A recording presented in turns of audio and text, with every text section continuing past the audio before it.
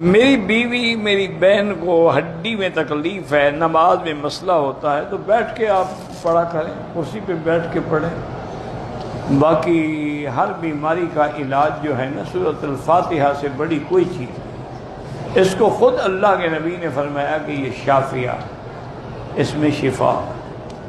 اور ایک درد کے لیے میرے آقا نے عمل بتلایا ہے، اگر تمہیں یاد ہو جائے یا نہ ہو تو پھر شاید مجھے تو نہیں پتہ، یہ فیس بک میں آ جاتا ہے، یوٹیوب میں آ جاتا ہے، اس سے سن کے پھر لکھ لیں۔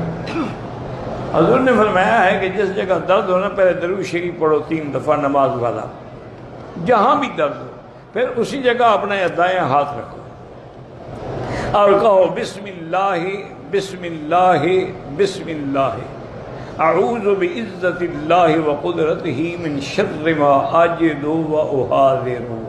یہ 7 دفعہ پڑھو، پھر درود شریف پڑھو اور پھر دم کر دو۔ تو اگر یہ آپ روز کرتے رہیں گے تو انشاءاللہ چند دنوں میں وہ درد ختم ہو جائے گا۔